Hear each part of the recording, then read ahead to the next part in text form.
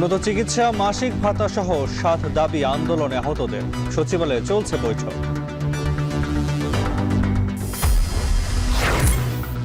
গণঅভ্যুত্থানে আহতরা সেবা পেলেও পাননি আর্থিক সহযোগিতা, বললেন বিএনপি নেতা সালাউদ্দিন মেডিকেল ক্যাম্প উদ্বোধন।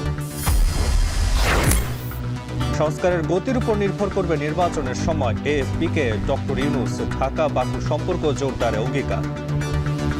That's a promise that we made that as soon as we are ready, we'll have the elections so the elected people can take over, run the country. We are the interim government, so our period should be as short as possible.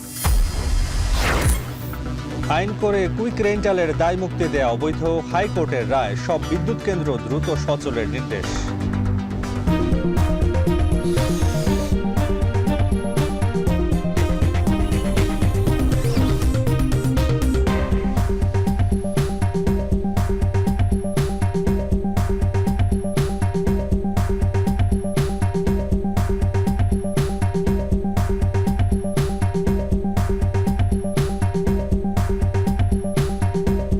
স্বাগত। এখন বিকেলে পুরো আয়োজনে আপনাদের সঙ্গে আছি আমি Tasman Nafi. আহত শিক্ষার্থীদের চিকিৎসা ব্যবস্থা নিয়ে উদ্ভূত পরিস্থিতিতে করণীয় ঠিক করতে স্বাস্থ্য মন্ত্রণালয়ে বৈঠক চলছে। এ বিষয়ে বিস্তারিত জানাতে সচিবালয় থেকে যুক্ত হচ্ছেন বেলায়েত হোসাইন। বেলায়েত, আহত শিক্ষার্থীরা তো এরই মধ্যে 7 দফা দাবি জানিয়েছে। কোনো সিদ্ধান্ত এসেছে কিনা জানাবেন। নাফি, ধন্যবাদ। আমরা এই মুহূর্তে রয়েছি সচিবালয়ের স্বাস্থ্য মন্ত্রণালয়ের সম্মেলন কক্ষে। এই সম্মেলন কক্ষটি আহতদের উপস্থিতিতে কানায় কানায় পরিপূর্ণ হয়েছে। এখানে প্রায় শতাধিক আহত রয়েছেন যারা 24-এর গণঅভ্যুত্থানে তাদের বিভিন্ন অঙ্গ হারিয়েছেন। তারা কেউ চোখ হারিয়েছেন, কেউ হাত হারিয়েছেন, কেউ নানাভাবে আহত হয়েছেন। কিন্তু এখানে যেই সমস্যার বিষয়টি, এখনও যে বিষয়টি আসলে শুরু হয়নি, সেটি হচ্ছে একদিকে উপদেষ্টারা তারা নিজেরা আলাদা করে বৈঠকে বসেছেন। এখনও আহতদের সঙ্গে তাদের যেই বৈঠক, সেই বৈঠকটি এখনও শুরু হয়নি। আহতরা এখানে এসছেন, তাদের মধ্য থেকে বৈঠকে কে প্রতিনিধিত্ব করবেন এবং তাদের কি দাবি দেওয়া থাকবে সেই বিষয়টি আসলে এখন পর্যন্ত চূড়ান্ত হয়নি। ফলে এখানে আমরা দেখছি বৈষম্য বিরোধী ছাত্র আন্দোলনের যে আহ্বায়ক হাসনাত আবদুল্লাহ, তিনি এসেছেন। জুলাই স্মৃতি ফাউন্ডেশনের সাধারণ সম্পাদক সার্জিস এসেছেন। তারা এসে আহতদের সঙ্গে কথা বলছেন, কথা বলে বিষয়টি সমন্বয় করার চেষ্টা করছেন যে আসলে তাদের পক্ষ থেকে কে প্রতিনিধিত্ব করবে এই বৈঠকে। এখন পর্যন্ত আসলে তাদের মধ্য থেকে বৈঠকের প্রতিনিধি নির্বাচন করা হয়নি এবং তাদের যেই দাবি দেওয়া, একটু আগে আমরা যেই কাগজে 7টি দাবি দেওয়া দেখেছি, সেই দাবি দেওয়ার তো আছেই, বাকি আরও কয়েকজন এসে বলছেন তাদের দাবি দেওয়া আরও বেশ কিছু দাবি দেওয়া আছে। সুতরাং চূড়ান্তভাবে এখনও দাবি দেওয়ার জায়গাগুলো এবং বৈঠকের প্রতিনিধিত্বের জায়গাগুলো এখনও চূড়ান্তভাবে পৌঁছায়নি। আমরা দেখতে পাচ্ছি এখানে হাসনাত আবদুল্লাহ এবং সার্জিস আলম, তিনি আন্দোলনকারী যারা আহত হয়েছেন তাদের সঙ্গে কথা বলার চেষ্টা করছেন। একই সঙ্গে হাসনাত আবদুল্লাহ এই কথাটিও বলেছেন যে এই যে যারা জুলাই বিপ্লবে আহত হয়েছেন তাদের চিকিৎসার যে দীর্ঘসূত্রিতা রাষ্ট্র করছে, এটি এই অন্তর্বর্তী সরকারের জন্য লজ্জাজনক। তিনি এই কথাটি বলেছেন এবং তিনি বলছেন যে আহতদেরকে কোনোভাবেই বিভাজিত করা যাবে না। আহতরা আসলে কোনো দলের নয়, তারা যেই এই 24-এর গণ অভ্যুত্থানে যারা দাঁড়িয়েছেন, রাস্তায় দাঁড়িয়েছেন, তাদেরকে চিকিৎসার জন্য সরকার যত ধরনের ব্যবস্থা দরকার, তাদের যত দাবি দেওয়া আছে প্রত্যেকটি দাবি দেওয়া তারা মেনে নেবে, এই আশ্বাস তাদেরকে দিচ্ছেন। কিন্তু এখন পর্যন্ত আসলে বৈঠকের পরিবেশ যেটিকে আমরা বলি, সেই পরিবেশটি এখনও ঠিক হয় নাই। আপনি নিশ্চয়ই দেখতেই পাচ্ছেন যে এই সম্মেলন কক্ষটিতে নানাভাবেই আলোচনা চলছে, নানাভাবে বিচ্ছিন্নভাবে কথাবার্তা চলছে।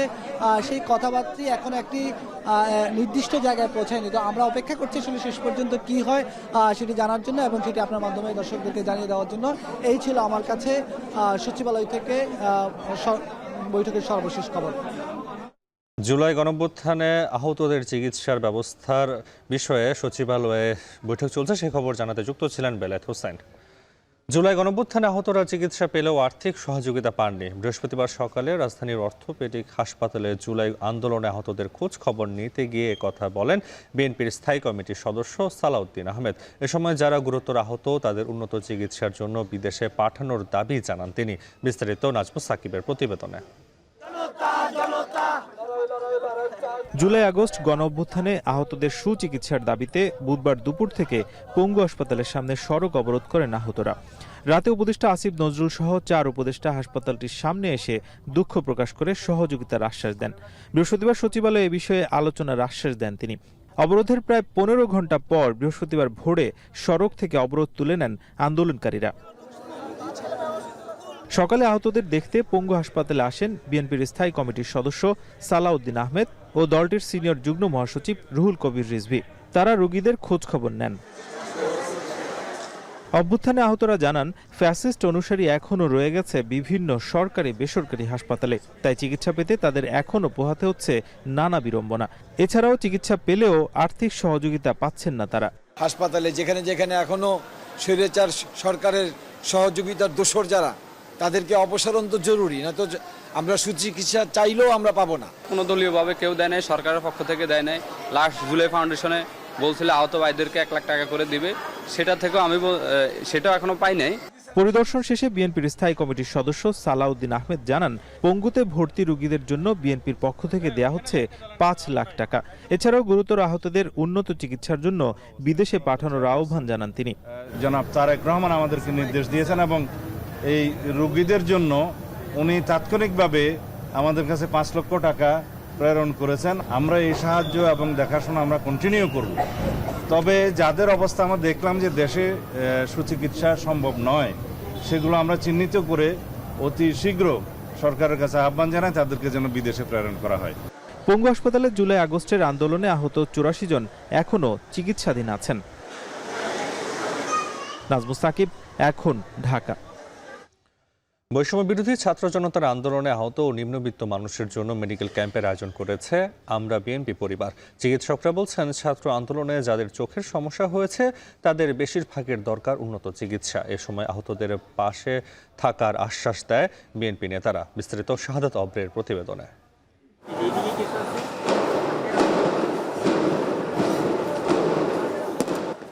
জুলাই আগস্টে বৈষম্য বিরোধী ছাত্র আন্দোলনে যারা অংশগ্রহণ করেছে তাদের বড় একটি অংশ বয়ে বেড়াচ্ছে চোখের নানা ধরনের সমস্যা। পর্যাপ্ত চিকিৎসা নিশ্চিত করতে কাজ করছে নানা সংগঠন। বিপ্লবের অন্যতম স্থান হয়ে উঠেছিল যাত্রাবাড়ি ও গ্যান্ডারিয়া। তাই গ্যান্ডারিয়া সাদেক হোসেন খোকা মাঠে চক্ষু সেবা ক্যাম্প বৃহস্পতিবার সকাল থেকে দুপুর পর্যন্ত চিকিৎসা সেবার আয়োজন করে আমরা বিএনপি পরিবারের পক্ষ থেকে। সেবা নিচ্ছেন শিক্ষার্থী ও স্বল্প আয়ের মানুষেরা। আমার সমস্যা ছিল যে আমি পড়াশোনার চোখে একটু ঘোলা দেখি, আর মানে পড়া ঝাপসা দেখি। আমার চোখ ঘুম থেকে উঠলে জলে, গোসল করতে চোখে পানি দিলে জলে। পরীক্ষা করতেছে, তারপরে কম্পিউটার চেক করতেছে, ডাক্তার দেখা ওষুধ লেখা দিচ্ছে, আবার আলাদাভাবে চশমা দিচ্ছে। এই চিকিৎসা সেবা উন্মুক্ত করে দেওয়া হয় স্বল্প আয়ের মানুষের জন্য। তারাও চিকিৎসা সেবা পেয়ে অনেকটাই খুশি। আমার চোখে তো ছানি পড়ছে, এই জন্য আমি ওষুধ দিছে, ভালো ডাক্তার দেখছে, কম্পিউটার দেখছে, তারপর লেন্সটা দেখছে, দেখে আলহামদুলিল্লাহ তো ভাই অনেক ভালো। যে আপনার ইনফেকশন হয়ে গেছে, ইনফেকশন হয়ে ঘা হয়ে গেছে, সেটার জন্য আর কি আসছিলাম। তো এখন বলছে এটাকে আগারগাঁও নিয়ে যেতে হইব। আমি চোখের সমস্যা নিয়ে আসছি, এখানে খুব সুন্দর এই সার্ভিস হচ্ছে। চিকিৎসকরা বলেন, আন্দোলনে যারা চোখের সমস্যা হয়েছে তাদের বেশিরভাগেরই দরকার উন্নত চিকিৎসার। আর অন্য যারা এসেছেন চশমা থেকে শুরু করে সবকিছুই দেওয়া হচ্ছে বিনামূল্যে। এখানে আমরা সব ধরনের পেশেন্টই পাচ্ছি। সবচেয়ে বেশি আসলে রিফ্লেক্টিভ পিরিয়ড পেশেন্ট পাচ্ছি, তারপরে এজ রিলেটেড ক্যাটারাক্ট, সাথে এখানে আমি কয়েকটা পেশেন্ট পাইছি যারা হলো কি যে ছাত্র আন্দোলনে যাদের অনেকের চোখ নষ্ট হয়ে গেছে, এরকম কিছু পেশেন্ট আসছে চোখগুলো একদমই দীর্ঘস্থায়ী ক্ষতি হয়ে গেছে। সেগুলো আসলে আমরা এখানে তেমন চিকিৎসা দিতে পারছি না, কিন্তু যতটুকু তার অ্যাডভাইস দরকার এবং যেখানে যেতে হবে আমরা সেখানকার ব্যবস্থা করছি। আন্দোলনে আহত ও নিহত পরিবারের পাশে দাঁড়ানোর আশ্বাস দেন বিএনপির জ্যেষ্ঠ যুগ্ম মহাসচিব রুহুল কবির রিজভী। আজকে তাদের আত্মদান, তাদের রক্তপাত, তাদের রক্তের আলপনার মধ্যেই তো অন্তর্বর্তীকালীন সরকার প্রতিষ্ঠিত হয়েছে। তাদের প্রথম, প্রাথমিক এবং প্রধান দায়িত্ব হচ্ছে এই সমস্ত আহত যারা এখনো হাসপাতালে ঢাকা থেকে সারা বাংলাদেশে কাতরাচ্ছেন, জীবন মৃত্যুর সন্ধিক্ষণে যারা আর্তচিৎকার করছেন, তাদের চিকিৎসার ব্যবস্থা সুনিশ্চিত করা। প্রশাসন তথা আওয়ামী লীগের যে দোসররা এখনো কিন্তু প্রশাসন বা অন্যান্য জায়গায় ঘাপটি মারে বসে আছে। আপনারা কেন তাদের বিরুদ্ধে ব্যবস্থা নিচ্ছেন না? এটা কেন জানি একটু প্রশ্নবিদ্ধর মতো লাগে। এরপর চক্ষু সেবা ক্যাম্প ঘুরে দেখেন বিএনপির নেতাকর্মীরা। শাহাদাত অবশ্র, এখন, ঢাকা। কুইক রেন্টালে দায় মুক্তি দেয়া অবৈধ বলে রায় দিয়েছেন হাইকোর্ট। রায়ে বিদ্যুৎ নিয়ে মন্ত্রীর কোনো সিদ্ধান্ত নিয়ে আদালতে প্রশ্ন তোলা যাবে না এমন বিধানকে অসাংবিধানিক ও জনবিরোধী বলা হয়েছে। উচ্চ আদালতের এই রায়ের ফলে সরকার চাইলে বিদ্যুৎ সংক্রান্ত যে কোনো চুক্তি বাতিল করতে পারবে, তবে বন্ধ রাখা যাবে না কোনো বিদ্যুতের উৎপাদন কেন্দ্র। বিস্তারিত জাহিদ হাসানের প্রতিবেদনে। একসময় বিদ্যুতের চাহিদা মেটাতে জরুরিভাবে চালু করা হয়েছিল কুইক রেন্টাল বিদ্যুৎ কেন্দ্র। ঘরে ঘরে বিদ্যুৎ দেওয়ার প্রতিশ্রুতি অনুযায়ী সব বিদ্যুৎ কেন্দ্র বিদ্যুৎ সরবরাহে বেশ সাড়াও ফেলেছিল।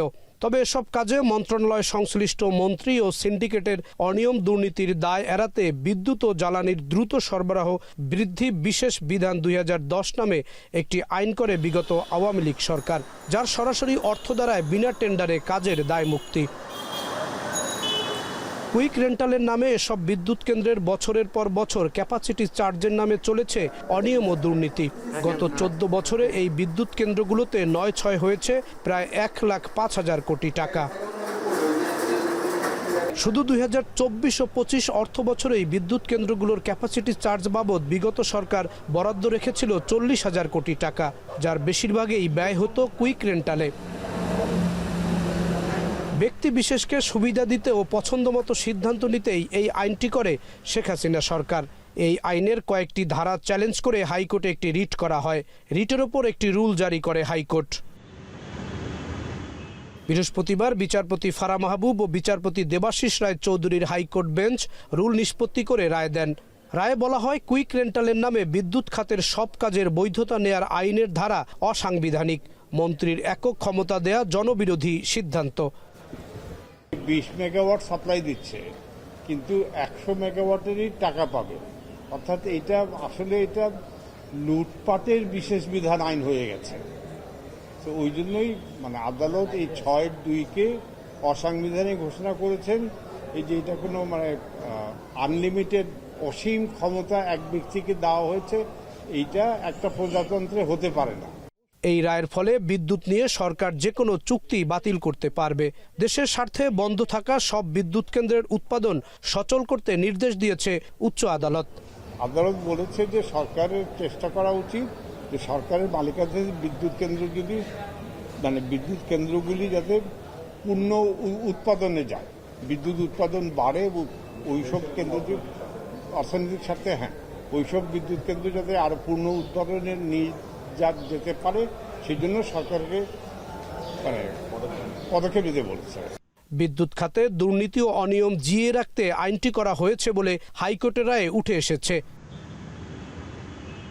জাহিদ হাসান, এখন, ঢাকা। এবারে জাতিসংঘ জলবায়ু সম্মেলনের খবর।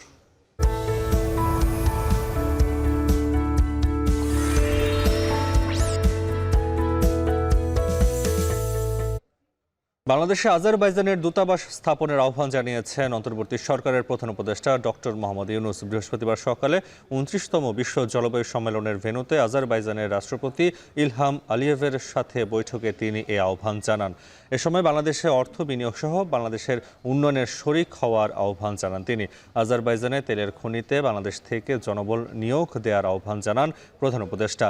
আগামী বছরের শুরুতেই আজারবাইজানের একটি উচ্চ পর্যায়ের অফিসিয়াল দল বাংলাদেশ সফর করবেন বলেও জানান প্রেস সচিব।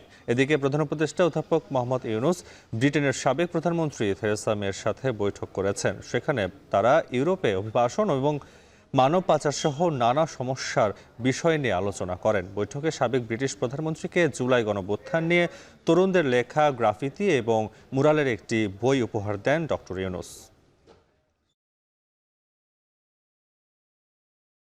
সংস্কারের গতির উপরই বাংলাদেশের নির্বাচনের সময় নির্ভর করবে বলে জানিয়েছেন অন্তর্বর্তী সরকারের প্রধান উপদেষ্টা ডক্টর মোহাম্মদ ইউনূস। বুধবার বার্তা সংস্থা এএফপিকে দেয়া সাক্ষাৎকারে কথা বলেন তিনি।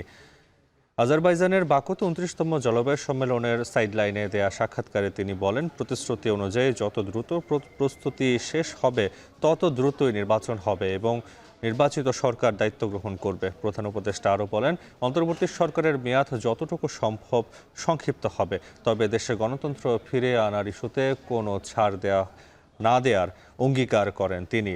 শেখ হাসিনার পতনের পর দেশে যে অস্থিরতা ও অচলাবস্থায় তৈরি হয়েছে, সেখান থেকে বের হওয়ার আগ পর্যন্ত দেশে নির্বাচনের পরিবেশ সৃষ্টি হবে না উল্লেখ করে ইউনূস বলেন, দেশের মানুষই ঠিক করবেন কাকে নেতৃত্বে দেখতে চান তারা।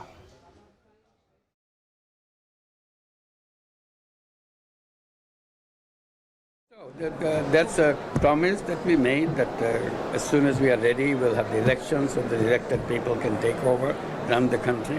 We are the interim government, so our period should be as short as possible. জলবায়ু সম্মেলনে অংশগ্রহণ শেষে ঢাকার উদ্দেশ্যে রওনা হয়েছেন অন্তর্বর্তী সরকারের প্রধান উপদেষ্টা ডক্টর মোহাম্মদ ইউনূস। এই মুহূর্তে সম্মেলনের স্থলে আছেন সহকর্মী মাহমুদ রাকিব। বিস্তারিত জানতে যুক্ত হচ্ছি তার সঙ্গে। রাকিব, জাতিসংঘ মহাসচিবের সঙ্গে আলাপকালে ডক্টর ইউনূস জানিয়েছেন প্রতি বছর জলবায়ু সম্মেলন করার দরকার নেই। নিশ্চয়ই তিনি আরও অনেক কথা বলেছেন, সে বিষয়ে জানতে চাই।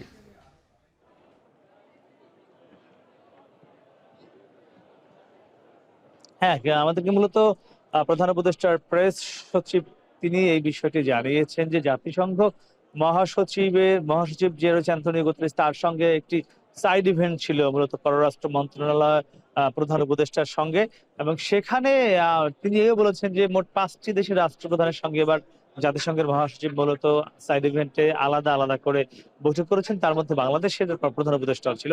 তো সেখানে প্রধান উপদেষ্টা মূলত খুব জোর দিয়ে যে বিষয়টি বলেছেন যে যেহেতু বিশ্ব জানে যে কারা জলবায়ু পরিবর্তনের জন্য দায়ী, কারা কার্বন নিঃসরণ করছে, কারা ফসিল ফুয়েল ব্যবহার করছে, কারা পরিবেশ ধ্বংস করছে, এটা যেহেতু জানা বিষয়, সকলেই জানে, তাহলে কেন প্রতি বছর এই হাজার হাজার কোটি মার্কিন ডলার খরচ করে বিশ্বের বাংলাদেশের মতো যে ক্ষতিগ্রস্ত দেশগুলো রয়েছে তাদেরকে ডেকে এনে তিনি বলছেন এটিকে একদিকে সময় অপচয়, অন্যদিকে তিনি বলেছেন এটি এই ক্ষতিগ্রস্ত দেশগুলোর জন্য অপমানজনক। তাই তিনি বলেছেন এই প্রতি বছর এই সম্মেলনের দরকার নেই, বরং এই সমস্যাগুলো যেহেতু ইতিমধ্যে চিহ্নিত করাই রয়েছে, সুতরাং এর জন্য সমাধানে কি করা যায় সেটির দিকে নজর দিতে বলেছেন। একই সঙ্গে নতুন বিশ্ব গড়বার জন্য যুব সমাজকে আহ্বান জানিয়েছেন ডক্টর মোহাম্মদ ইউনূস। তিনি মূলত জাতিসংঘ মহাসচিবের সঙ্গে আলাপকালে কিন্তু এই কথাগুলো তাকে বলেছেন, তার বরাদ দিয়ে আমাদেরকে জানিয়েছেন প্রেস সচিব।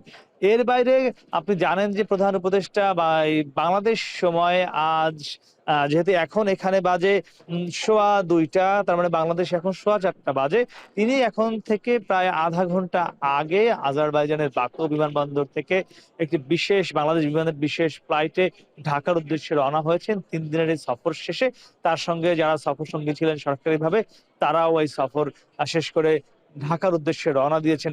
একটু জানিয়ে রাখতে চাই, আজ কিন্তু তিনি জাতিসংঘ মহাসচিবের সঙ্গে যে বৈঠকটি গত রাতে করেছেন, এর বাইরে আজ তিনি আজারবাইজানের প্রেসিডেন্ট আলভ তার সঙ্গে বৈঠক করেছেন যুক্তরাজ্যের সাবেক প্রধানমন্ত্রী তার সঙ্গে। এবং এখানে একটি বিষয় আজকে নতুন করে যে তথ্যটি এসছে, আপনিও সেটি বলছিলেন যে আজারবাইজানের কোনো হাই কমিশন কিন্তু বাংলাদেশে নেই, ঢাকাতে নেই। তো ঢাকায় আজারবাইজানের একটি আবাসিক হাই কমিশন স্থাপনের জন্য আজকে এখানে মোটামুটি একটি সিদ্ধান্ত হয়েছে। তো আগামী বছরের শুরুতেই আজারবাইজান থেকে একটি উচ্চ পর্যায়ের সরকারি দল ঢাকায় সফর করবেন এবং সেখানে আজারবাইজানের হাই কমিশন অফিস ছাড়াও বাংলাদেশে কোন কোন খাতে বিনিয়োগ করতে পারে আজারবাইজান, সেটিও তারা বিভিন্ন জায়গায় ঘুরে ফিরে দেখবেন। এবং সেখানে বিশেষ করে বলা হয়েছে যেহেতু আজারবাইজান বিশ্বে তেল উৎপাদনে অনেক বেশি সমৃদ্ধ এবং শক্তিশালী, তো এটিকে কাজে লাগিয়ে কোনো কিছু করা যায় কিনা। একই সঙ্গে আজারবাইজানের যে তেল কোম্পানিগুলো রয়েছে সেখানে যারা বাংলাদেশি রয়েছে তাদেরকে এনে চাকরি দেওয়ার বিষয়টি বিবেচনা করতে বলেছেন প্রধান উপদেষ্টা। একই সঙ্গে তিনি ইতিমধ্যে জেনেছেন আজারবাইজানের বিভিন্ন তেল কোম্পানিতে বাংলাদেশের প্রায় 150 জন বিভিন্ন পর্যায়ে কর্মচারী পর্যায়ে চাকরি করেন। এই সংখ্যাটি আরো কিভাবে বাড়ানো যায় সে আহ্বানটিও তিনি জানিয়েছেন। তো সব মিলিয়ে কিন্তু যারা বাংলাদেশ থেকে জলবায়ু বিশেষজ্ঞ এসেছেন তারা স্পষ্টভাবে বলেছে যে ডক্টর মোহাম্মদ ইউনূসের এবারের এই অংশগ্রহণ বাংলাদেশে কিন্তু জাতিসংঘ কিংবা বিশ্ব জলবায়ু সম্মেলনের মঞ্চে অনেক বেশি উজ্জ্বল করেছে বা অন্যভাবে উপস্থাপন হয়েছে বাংলাদেশ, এটি কিন্তু বলছেন জলবায়ু বিজ্ঞানীরা। আমার কাছে এই ছিল সবশেষ। নাফি, আজারবাইজানের বাকু থেকে জলবায়ু সম্মেলনের খবর জানাতে যুক্ত ছিলেন মাহমুদ রাকিব। জাতীয় সংসদের নিজ দলের বিরুদ্ধে ভোট দেওয়া সংক্রান্ত সংবিধানের ৭০ অনুচ্ছেদ বাতিল চেয়েছে জামায়াতে ইসলামী। সংবিধানের ৫৫ সংশোধনী বাতিলের রুলের শুনানিতে এ বিষয়ে আইনি যুক্তি দিয়েছেন দলটির আইনজীবী শিশির মনির। বৃহস্পতিবার বিচারপতি ফারা মাহবুব ও বিচারপতি দেবাশিস রায় চৌধুরীর হাইকোর্ট বেঞ্চে সংবিধানের ৫৫ সংশোধনী বাতিলের শুনানিতে কথা বলেন তিনি। বৃহস্পতিবার বিচারপতি ফারা মাহবুব ও বিচারপতি দেবাশিস রায় চৌধুরীর হাইকোর্ট বেঞ্চে সংবিধানের ৫৫ সংশোধনী বাতিলের শুনানিতে এসব কথা বলেন জামায়াতের আইনজীবী। এছাড়া তত্ত্বাবধায়ক সরকার ব্যবস্থা ফিরিয়ে আনার উপর জোরালো যুক্তি তুলে ধরা হয়। ৫৫ সংশোধনীতে তত্ত্বাবধায়ক সরকার বাতিল করে আওয়ামী লীগ কর্তৃত্ববাদী ও একনায়কতন্ত্র শাসন ব্যবস্থা কায়েম করেছে বলে আদালতে শুনানিতে বলা হয়। জামায়াতের আইনজীবী শিশির মনির এই বিষয়ে ৬ষ্ঠ দিনের শুনানিতে অংশ নিয়ে এসব আইনি ব্যাখ্যা তুলে ধরেছেন। ২০১১ সালে সংবিধানের ৫৫ সংশোধনী মানে তৎকালীন আওয়ামী লীগ সরকার। বাংলাদেশের যে ডেমোক্রেটিক ক্যারেক্টার আছে, রাজনৈতিক প্রতিযোগিতা আছে, কেয়ারটেকার গভর্নমেন্ট সিস্টেমটাকে বাতিল করে ইলেকশন মেকানিজমটাকে ধ্বংস করা হয়েছে। এই জন্য এই ৫৫ সংশোধনী বাতিল করে দেওয়া উচিত।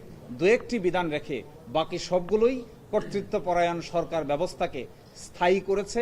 একজন সংসদ সদস্য উপযুক্ত মনে করলে নিজ দলের মতামতের বিরুদ্ধেও মতামত পেশ করার স্বাধীনতা রাখেন।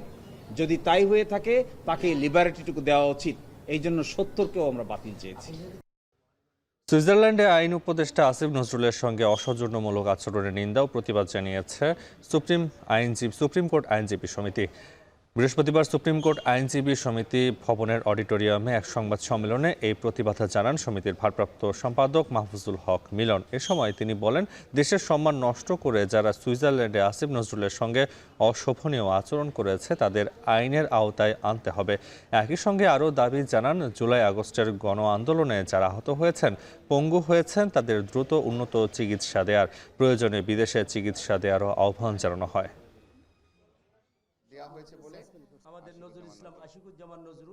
বিদেশের মাটিতে দেশবিরোধী কর্মকাণ্ড ও সরকারের আইন উপদেষ্টার সাথে অশোভন ও আক্রমণাত্মক আচরণের সঙ্গে জড়িত ব্যক্তিদের বিরুদ্ধে অবিলম্বে আইনি ব্যবস্থা গ্রহণের জন্য কার্যকরী পদক্ষেপ নিতে অন্তর্বর্তীকালীন সরকারের প্রতি আমরা সুপ্রিম কোর্ট বার অ্যাসোসিয়েশন জোর দাবি জানাচ্ছি।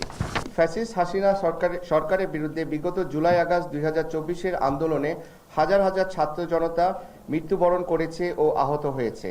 তাদের সুচিকিৎসার জন্য যথাযথ অর্থ বরাদ্দ দেওয়ার জন্য বাংলাদেশ সুপ্রিম কোর্ট আইনজীবী সমিতি সরকারের নিকট জোরালো দাবি জানাচ্ছে। দেশে ডায়াবেটিস রোগীর অর্ধেকই জানেন না আক্রান্তের খবর, আবার যারা জানেন তাদের মাত্র অর্ধেক আসেন চিকিৎসার আওতায়। দেশে ডায়াবেটিস আক্রান্তের সংখ্যা ৩ কোটি হলেও সরকারিভাবেও বাংলাদেশ ডায়াবেটিস সমিতিতে নিবন্ধিত মাত্র ৭০ থেকে ৮০ লাখ রোগী। রোগীদের শনাক্ত করে চিকিৎসার আওতায় আনতে জনবল বাড়ানোর পাশাপাশি মফস্বলেও নজর দেওয়ার তাগিদ চিকিৎসকদের। মুক্তার হোসেন ফয়সালের ক্যামেরায় বিস্তারিত জানাচ্ছেন বাইজিদ সাদ।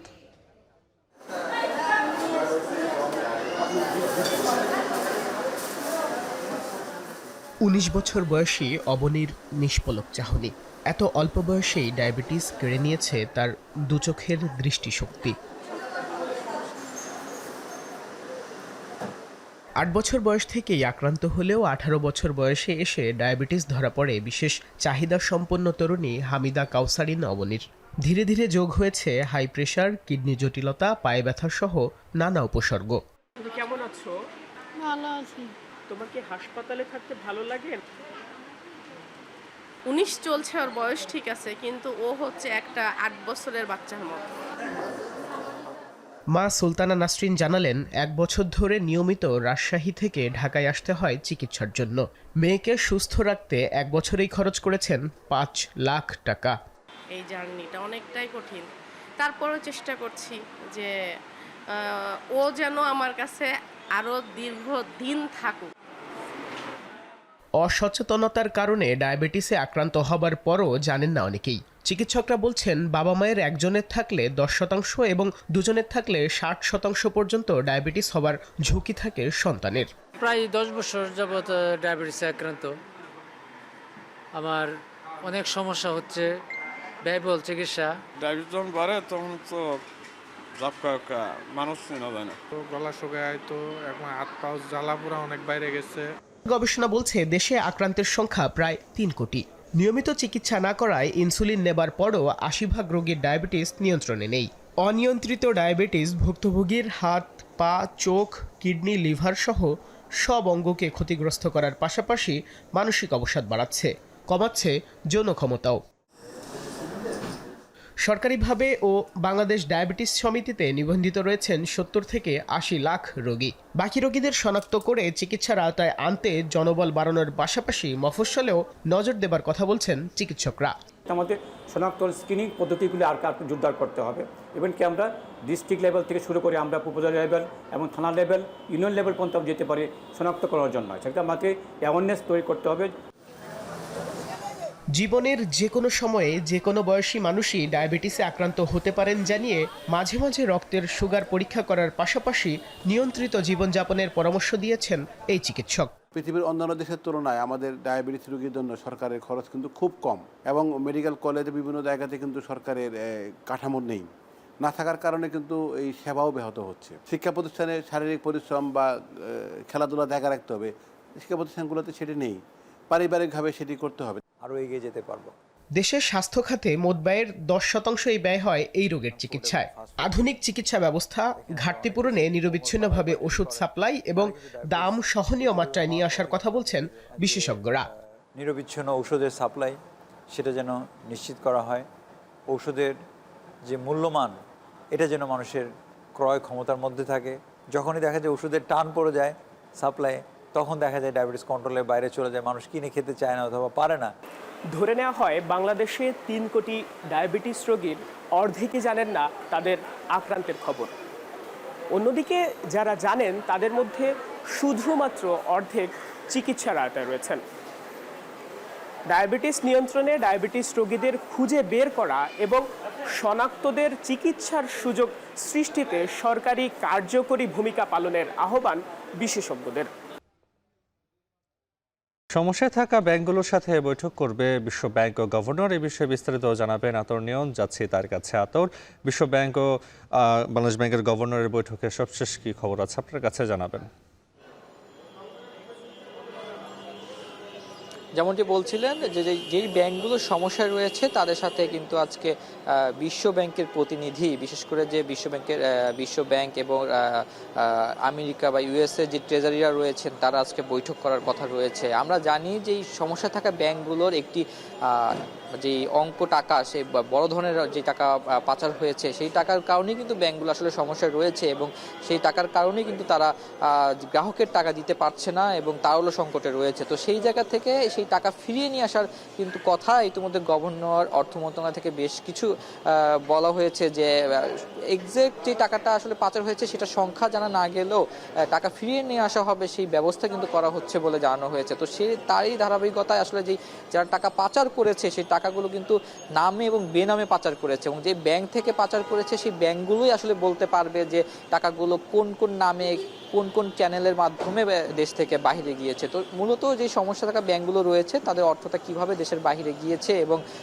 কোন কোন নামে বা যেই বেনামে গিয়েছে, কোন কোন দেশে পাঠানো হয়েছে, সেই তথ্যগুলোই আসলে ব্যাংকগুলোর থেকে নেওয়া হবে। এবং সেই সাথে ব্যাংকগুলো যে বর্তমান অবস্থা রয়েছে, ব্যাংকগুলোর কাছে আসলে তাদের যেই বিশ্ব ব্যাংক আছে তাদের কাছে বেশ কিছু তথ্য জানতে চাওয়া হয়েছে, যে তারা যে আসলে কিছু জানতে চায় কিনা সেই প্রশ্ন তাদেরকে রাখতে বলা হয়েছে। যে ইউএস প্রতিনিধি এবং বিশ্ব ব্যাংক তাদের কাছে কিছু প্রশ্ন তারা করবেন, সেই প্রশ্নগুলো লিখিতভাবে নেওয়া হয়েছে, সেগুলোর উত্তর বিশ্ব ব্যাংক এবং যেই ইউএস ট্রেজারি প্রতিনিধি দল আছে তারা সেগুলোর উত্তর দিবেন। সেই সাথে আমরা জানি যে ব্যাংকগুলো সংস্কারের একটি কাজ চলছে, যেটি টাস্ক ফোর্স পরিচালনা করছে। সেই টাস্ক ফোর্স আসলে তাদের কিভাবে সংস্কার হবে, আমরা জানি যে আন্তর্জাতিক মানে যে ব্যাংক আইন রয়েছে এবং বাংলাদেশ ব্যাংক বলছে একটি স্ক্যানিংয়ের মাধ্যমে হচ্ছে ব্যাংকগুলো পার করবে, যার মধ্যে সমস্যা থাকা ব্যাংকগুলো যেন পুনরুদ্ধার হয় এবং যেগুলো বেশি সমস্যা থাকবে সেগুলো যেন নিয়ে পরবর্তীতে ব্যবস্থা নেওয়া যায়। তো সেই আসলে সেই কোন কাঠামো অনুযায়ী ব্যাংকগুলোকে